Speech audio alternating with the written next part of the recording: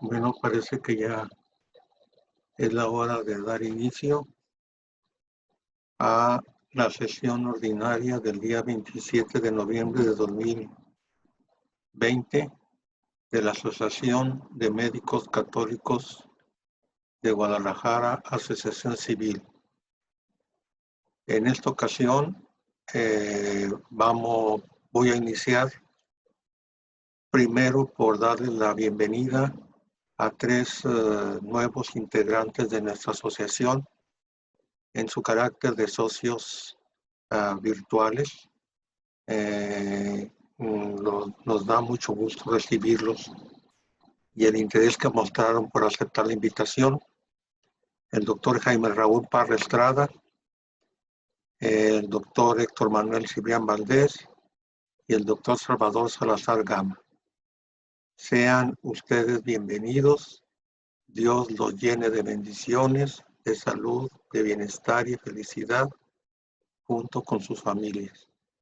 Esperemos tenerlos con nosotros en forma permanente de aquí hasta que se haga la voluntad de nuestro Señor.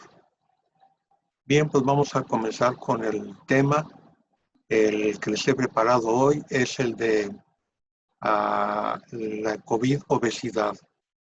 Es un tema que se ha empezado a comenzar a ser viral, como todos los de COVID, porque la obesidad como factor de riesgo de comorbilidad que incrementa la gravedad del padecimiento, pues he empezado a investigar con más profundidad acerca de cuál es la causa o los factores que desencadenan que un paciente obeso que se contagia por COVID tenga un pronóstico más serio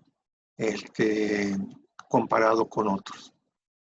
En primer lugar, pues vamos a definir la obesidad con la definición clásica del índice de masa corporal, que se obtiene por medio de una división del peso entre la altura al cuadrado, teniendo como normales un índice de masa corporal de 18.5 a 24.9, un sobrepeso de 25 a 29.9 y en lo que ya llamamos obesidad del 30 en adelante, del 30 al 39.9, que es la obesidad que se llama tipo 1, y la obesidad mórbida, que es mayor de 40 en índice de masa corporal.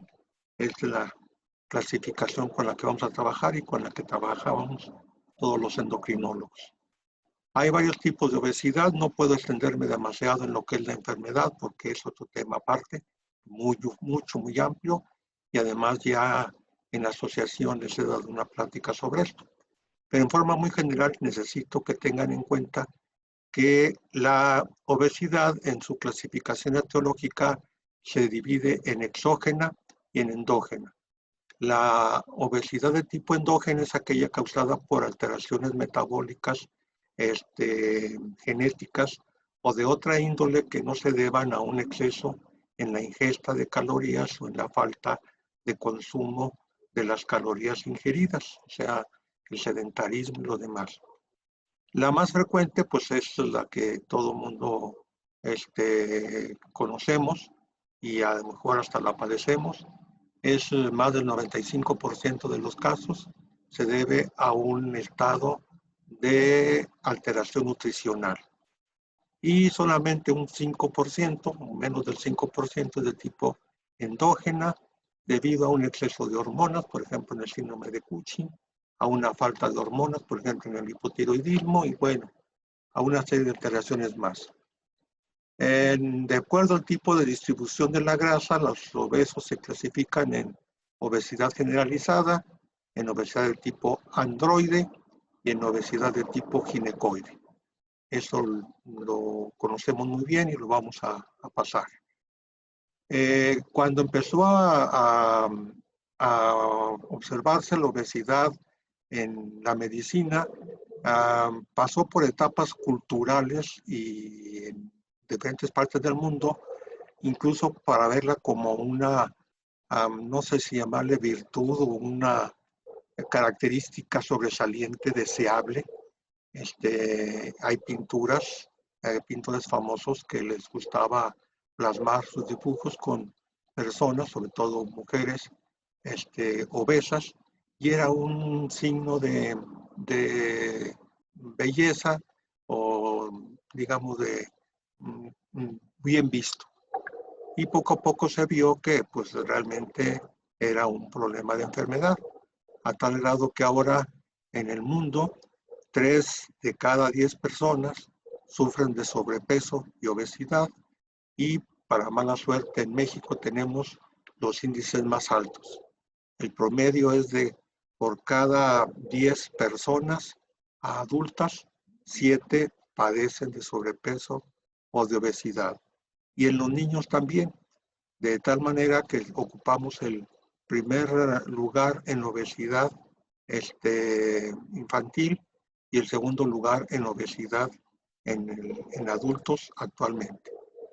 La causa más común, como les digo, es el exceso en la ingesta de alimentos ricos en calorías, principalmente los carbohidratos. Ustedes han visto que se han soltado campañas por parte del gobierno federal de nuestro país y de la Secretaría de Salud, no de ahorita, sino de mucho antes, en relación a tratar de controlar la obesidad, porque la frecuencia ha ido cada vez más en aumento. El tipo de vida de las gentes adultas que tienen que trabajar en lugares lejanos, que no pueden regresar a su casa a comer y que tienen que comer lo que encuentren por ahí cerca de sus lugares de trabajo, en el caso de los adultos. Y en los niños la forma muy fácil, el de los alimentos que para ellos son muy sabrosos, como son los tipo de las hamburguesas, los hot dogs, las botanas, etcétera. Y bueno, pues todo eso hace que aumente la frecuencia de obesidad. Antes se veía la obesidad, como les digo, como algo bien visto. Incluso había comerciales que se referían a la obesidad en los niños, por ejemplo, el clásico niño Gerber. Yo soy pediatra y también soy endocrinólogo. Y veíamos cómo, me tocó ver muchas veces cómo la gente buscaba que sus hijos fueran a buscar que les diera uno alimentos para que se vieran gorditos, para que se vieran bien, y el hecho de que estuvieran gorditos, pues era signo de que estaban bien, que estaban sanos. Y bueno, pues así fue durante mucho tiempo. Pero conforme se empezó a ver que había problemas asociados con la obesidad, enfermedades graves, mortales, se empezó a investigar la obesidad desde un punto de vista bioquímico, fisiológico, actualmente molecular, genético, y los primeros estudios que se tuvieron fue en relación con el área endocrina, la de tipo hormonal. Y se encontró, esta se forma pues obviamente resumida para fines de la plática, para que nos alcance el tiempo, que hay una hormona que se llama leptina, que se produce en el tejido adiposo y que controla el apetito, la saciedad. El tejido adiposo también se produce en otros órganos, no nada más el tejido adiposo, sino pues también en la placenta, en el músculo, en varios órganos también, pero principalmente en el tejido adiposo. Y va a actuar en los núcleos del cerebro para limitar la alimentación, o sea, alterarla, producir la saciedad. Y que una persona diga hasta aquí, ya no tengo que seguir comiendo más, estoy satisfecho. Y hay otra hormona que se produce en el estómago, que es la grelina, que es la hormona que produce el hambre, o sea, la necesidad del apetito, el hambre, y va a actuar también en el hipotálamo, en el cerebro, y esa se aumenta sobre todo en los estados de ayuno, mandando un mensaje al cerebro para decir que pues, necesita alimento la persona y empieza la sensación del apetito, del hambre. Los núcleos que vemos aquí a un lado del hipotálamo, principalmente los del área lateral, hipotalámico lateral, y del núcleo arqueado o arcuato, son los encargados de la regulación de la saciedad y del hambre. Y existen otros intermediarios que los vamos a obviar.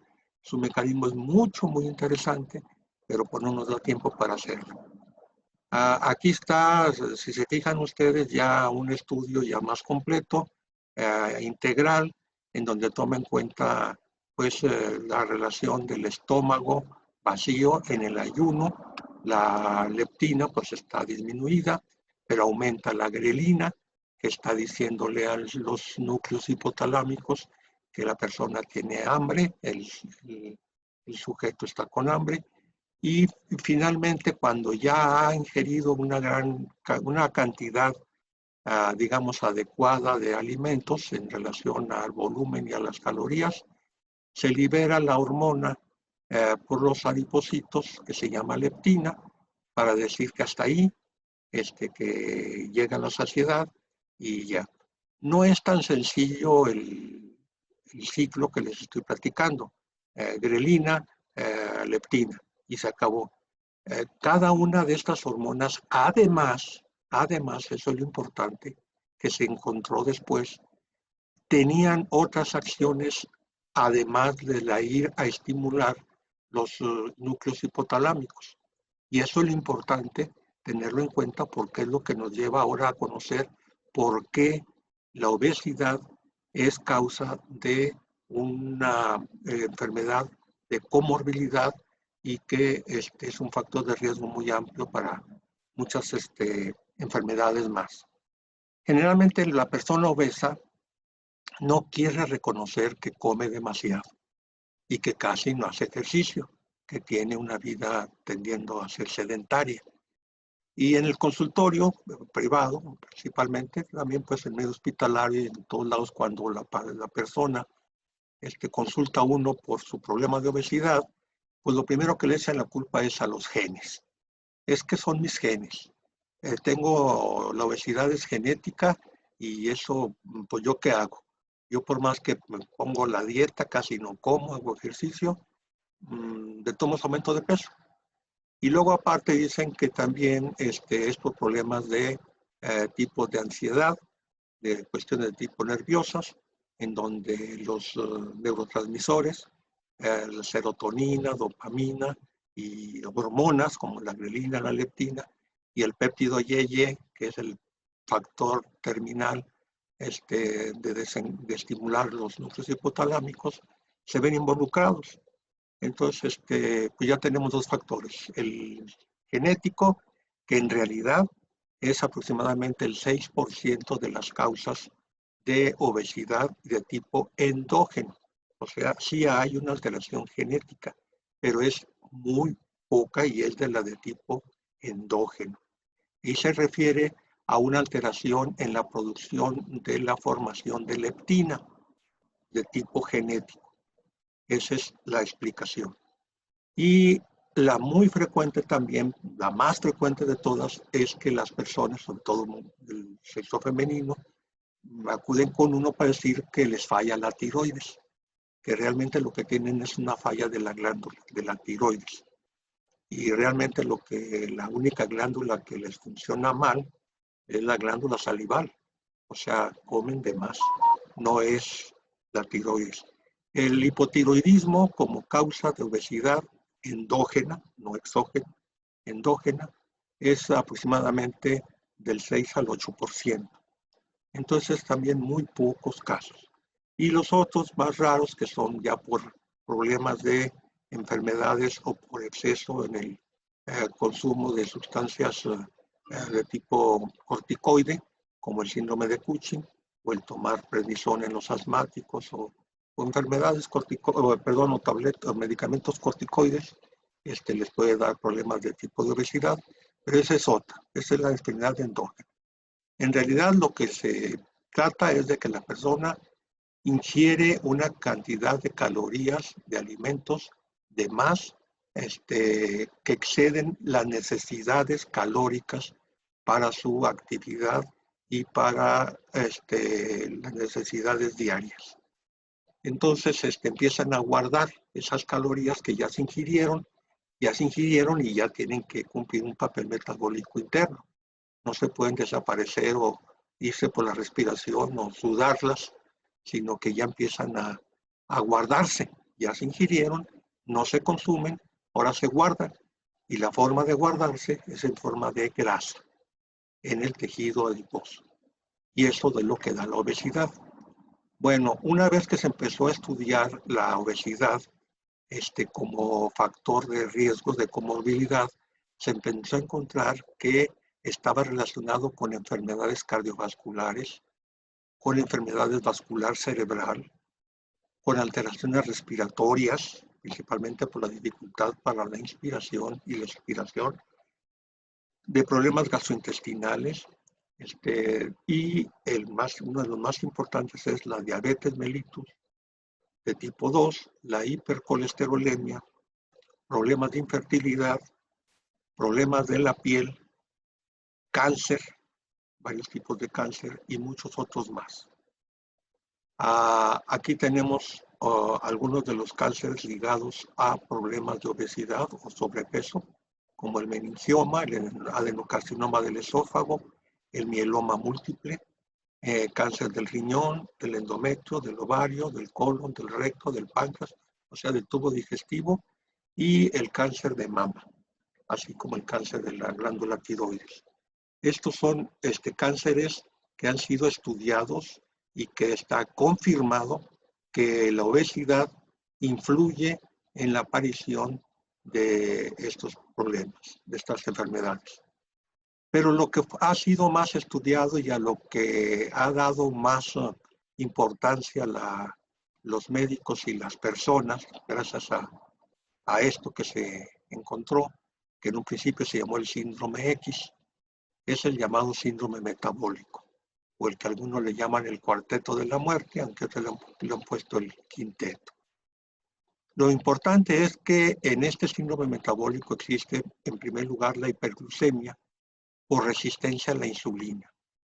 El paciente sí tiene insulina, en el paciente de diabetes tipo 2, insisto, el tipo 2. En el tipo 1 no. El tipo 1 es una persona en el cual se ha acabado por completo la insulina pancreática, no se produce, pero en el tipo 2 sí se produce, incluso a veces hasta en niveles elevados, muy altos, y sin embargo no funciona, porque los órganos blancos, o sea, el lugar donde van a actuar la insulina, las células, no actúa porque hay resistencia a su acción. Ese es el problema de la diabetes asociada con la obesidad. También producen dislipidemias o dislipemias, principalmente por problemas en la concentración de ácidos grasos, de triacilgliceroles, o se llaman triglicéridos, y el colesterol.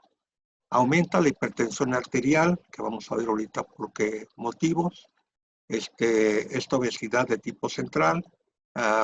Ahorita, si tienen manera, los del sexo masculino pueden tomar una cinta métrica, medirse a nivel del ombligo, y si miden más de 94 centímetros, ya tienen una obesidad de tipo central. O un perímetro mayor de 80 centímetros en las mujeres. Bueno, los factores que habíamos dicho, el sedentarismo, el tabaquismo, el hábito enólico, el tomar bebidas energéticas, alcohólicas, el hígado graso y la hiperuricemia. Y aquí tienen la historia natural de la diabetes tipo 2. El hecho de que existan, sí es cierto que existen genes, un medio ambiente de tipo alterado en relación a la ingesta nutricional, la falta de ejercicio Y bueno, la obesidad que inicia con resistencia a la acción de la insulina y esto origina hiperglucemia en desarrollo, diabetes, y luego ya vienen las complicaciones con el tiempo, sobre todo las vasculares, la retinopatía, la nefropatía, la neuropatía, y luego la ceguera, la insuficiencia renal crónica, la enfermedad coronaria, que puede llevar al infarto agudo al miocardio, y amputaciones de las extremidades o por lesiones vasculares. Y finalmente la muerte. Bueno, en pocas palabras quedaríamos entonces, poniéndolos en grupos, en unas alteraciones de tipo neurodegenerativo, en acciones a nivel del tipo del hígado graso, el hígado graso no alcohólico, que es dado por estos problemas de la obesidad, las alteraciones a nivel local del tejido adiposo que van invadiendo por capas de tejido adiposo visceral alrededor de los órganos, como principalmente del corazón, del intestino, de los riñones, etcétera, y las alteraciones metabólicas, que vamos a ver ahorita, que son a nivel de los ácidos grasos y del colesterol. En pocas palabras, pues quedaríamos que esto ya origina una serie de problemas y por lo tanto ya no podemos ver la obesidad como algo atractivo. Ya tiene un problema, es una enfermedad y muy peligrosa, de muy alto riesgo, que produce hipertensión.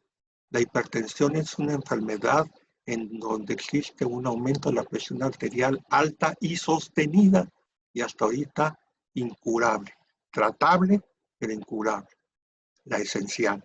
La diabetes tipo 2, lo mismo, una enfermedad endocrina por resistencia a la insulina, por alteraciones que llevan finalmente a complicaciones y a la muerte. No es tratable hasta ahorita y sin embargo puede ser controlable. Y luego las otras, el colesterol elevado, los triglicéridos elevados y el colesterol elevado, el bueno y el malo, que no son temas pues ahorita de nuestra plática. Y esto repercute en los órganos y sistemas a nivel del pulmón, del corazón, del riñón, y una cosa muy importante ahorita para la cuestión de del COVID, del coronavirus, del COVID-19, es las lesiones endoteliales. Las lesiones endoteliales, las células endoteliales, tienen mucho que ver con la patogenia del COVID en la obesidad.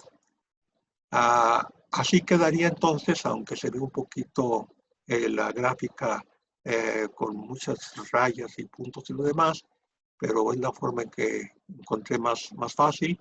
La obesidad sobresale entonces la resistencia a la insulina, el proceso inflamatorio, la acción de la leptina y los factores trombogénicos. Produce también problemas de coagulación intravascular por alteraciones, estimulación del complemento. La infiltración miocárdica, lo que les decía ahorita, de las células adiposas dentro del tejido miocárdico, aumento, alteraciones del volumen plasmático por el aumento en los líquidos, por la acción de la hormona aldosterona en el estímulo del angiotensinógeno, la angiotensina 2, y la circulación de los ácidos grasos libres y el tono simpático alterado. Perdón. Lo mismo lo que se llama la apnea obstructiva del sueño, que últimamente se le ha dado mucha importancia, porque antes se mencionaba nada más y ahora se ha visto que es causa de muerte en personas que se duermen tranquilas y a medianoche padecen una apnea sostenida que puede ser mortal. Y en grandes rasgos tenemos pues la diabetes mellitus, la hipertensión, la dislipidemia, la arritmias coronaria y la insuficiencia cardíaca. Bueno, todo esto estaba hasta ahí, pero luego nos llega el coronavirus. Llega el coronavirus que en su forma muy reducida llega por la vía respiratoria al nivel de la faringe, llega después se traslada a los pulmones y por medio de un receptor de la angiotensina, la enzima convertidora de angiotensinógeno, angiotensina 1, va a hacer que se active, se introduzca dentro de las células el contenido genético ARN es reproducido y entonces se forman una gran cantidad de virus que van a provocar la enfermedad y esta enfermedad va a producir una reacción inflamatoria severa, que es lo que se llama la tormenta de citoquinas, que es realmente lo que produce la gravedad de la enfermedad. Aquí tendríamos en forma muy objetiva cómo sería la entrada del COVID. Llega el COVID a la enzima convertidora de angiotensina, de angiotensinógeno 1, a convertirse en angiotensina 2, o sea, la angiotensina. Y después su contenido genético, el RNA, en el aparato de Golgi y el retículo endoplásmico, es convertido, se replica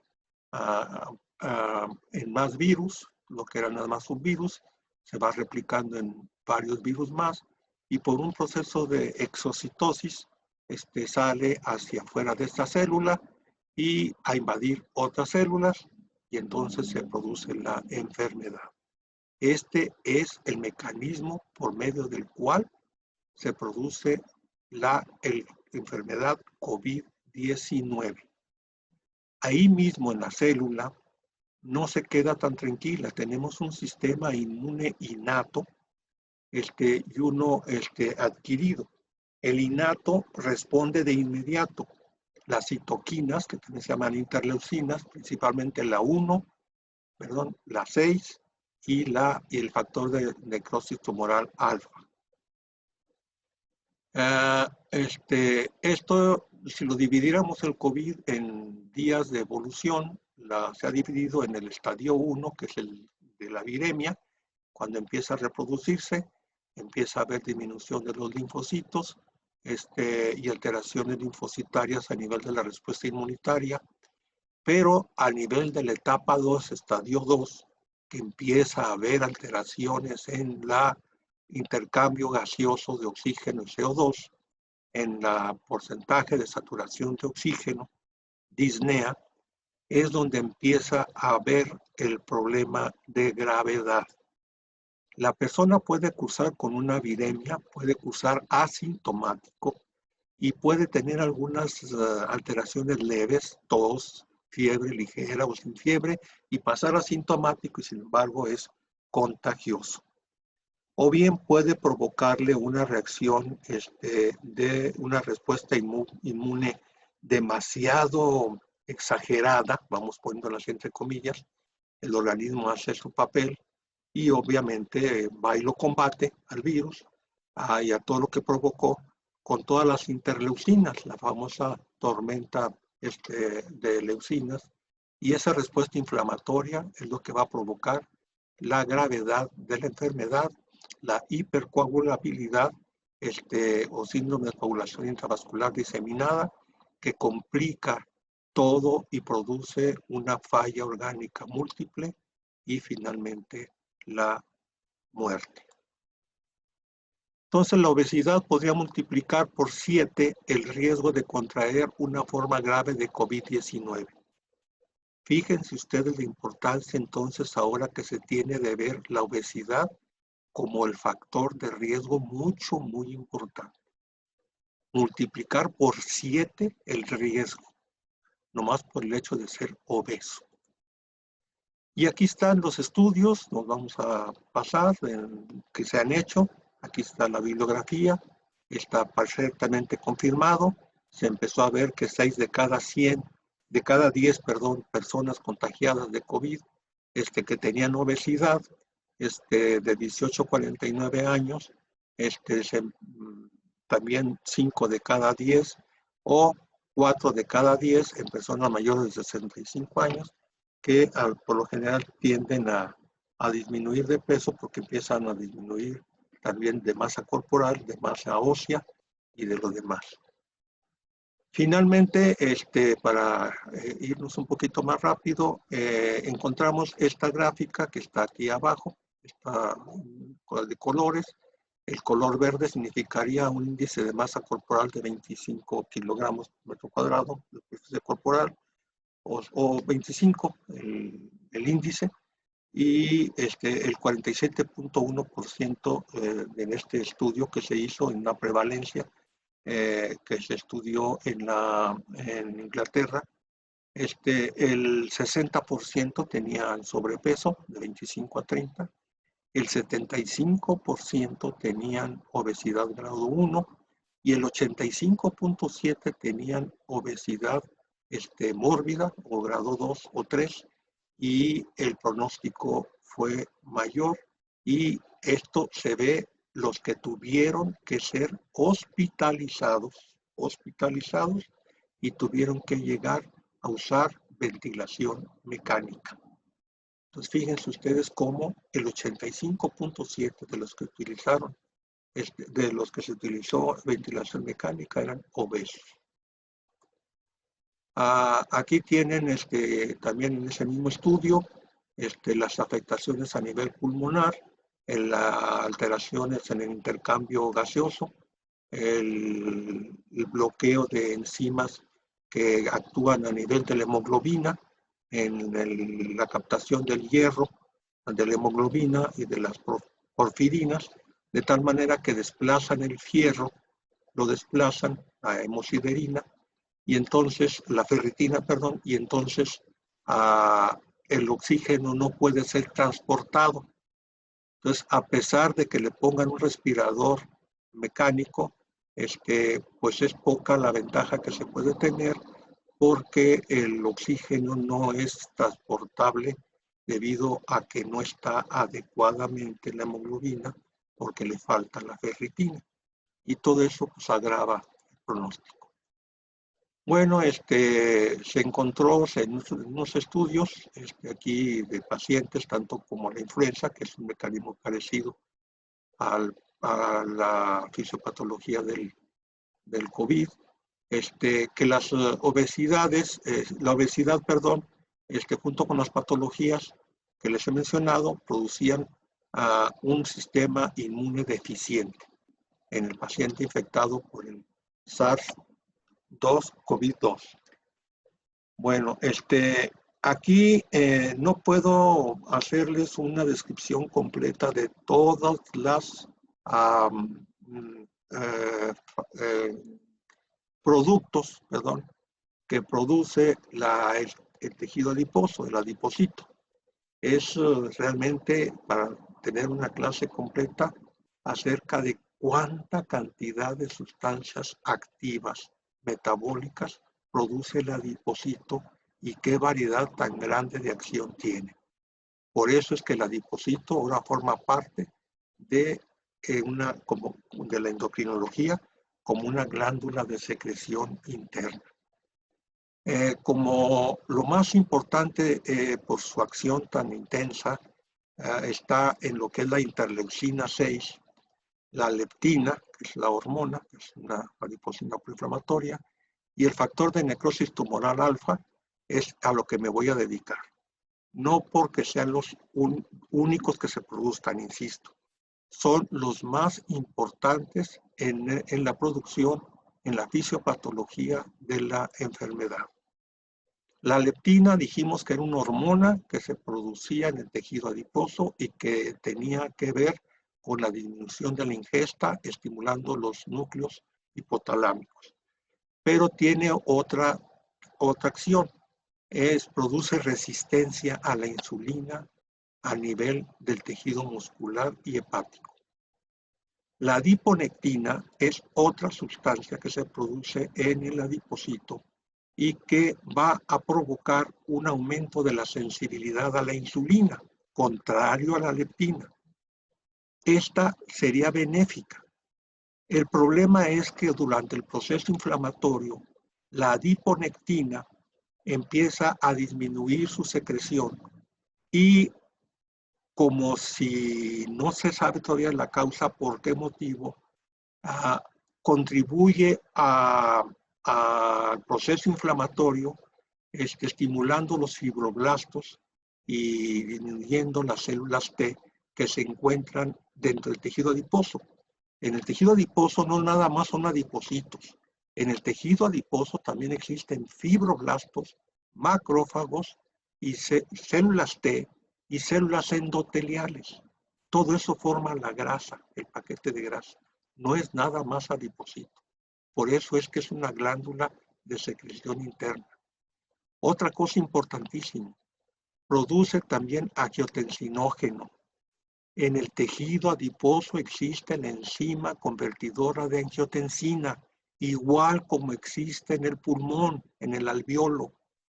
Por eso es que también el virus puede llegar al tejido adiposo y producir ahí alteraciones inflamatorias severas con la liberación de citoquinas.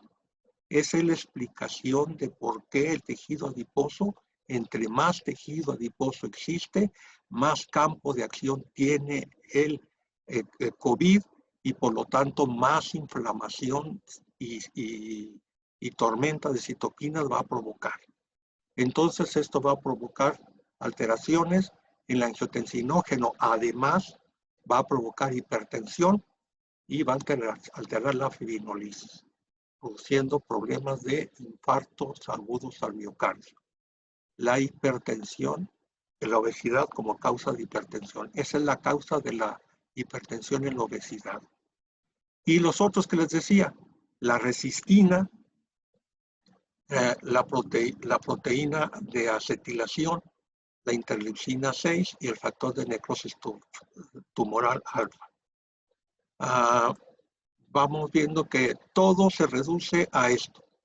Reducen la saturación de oxígeno por la tormenta citoquímica y por la acción del bloqueo de la enzima convertidora de angiotensina en nivel del tejido adiposo y del alveolo. El factor del virus que interviene en eso es el forma de que tiene de piquito, que se llama espiga. Ese es el que se une al receptor y produce todo lo que estamos viendo ahorita. Aquí en pocas palabras entonces tenemos la adiponectina, que ya les dije, que va a producir aterosclerosis y trombosis. Faltó aquí la resistina, que provocaría la diabetes tipo 2, y los demás, la misma adiponectina, que va a producir la dislipidemia, la angiotensinógeno, que va a producir la hipertensión, pero sobre todo la inflamación, la interleucina 6, el factor de necrosis tumoral alfa y la leptina. La leptina, que es una hormona que nada más se encargaba de la saciedad, pues fíjense que no, también va a provocar resistencia a la insulina y va a provocar liberación de interleucinas, la leptina.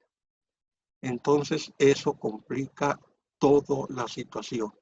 Va a provocar una tormenta de citoquinas, va a inflamar todo el órgano, todo el organismo, todos los órganos, los riñones, el hígado, en el corazón, produce una miocarditis de tipo viral, generalmente a partir del sexto o séptimo día de la enfermedad. Van a provocar una lesión pulmonar, una neumonía, que en un principio se decía que era una neumonía típica primaria. Es una neumonía bastante severa que puede provocar la muerte y sobre todo por hipoventilación. Entonces, esta es la fisiopatología de lo que es el COVID con la obesidad. En conclusión, creo que tenemos todavía tiempo. Bueno, ya estamos.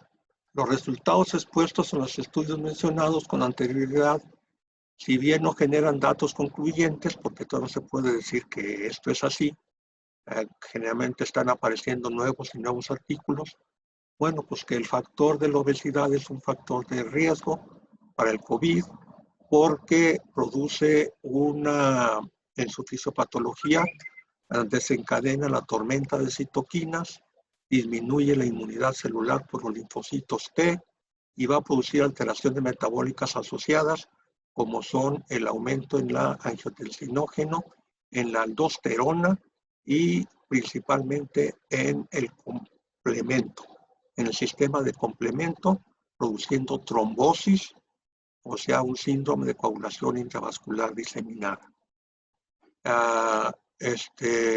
De ahí la importancia que tiene y que la OMS ha insistido en todo el mundo, a todo el sector salud, que se incremente todas las de cualquier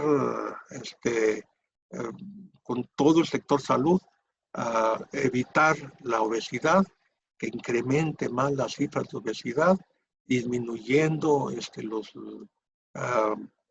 alimentos altamente energéticos y aumentando el ejercicio, disminuyendo el sedentarismo.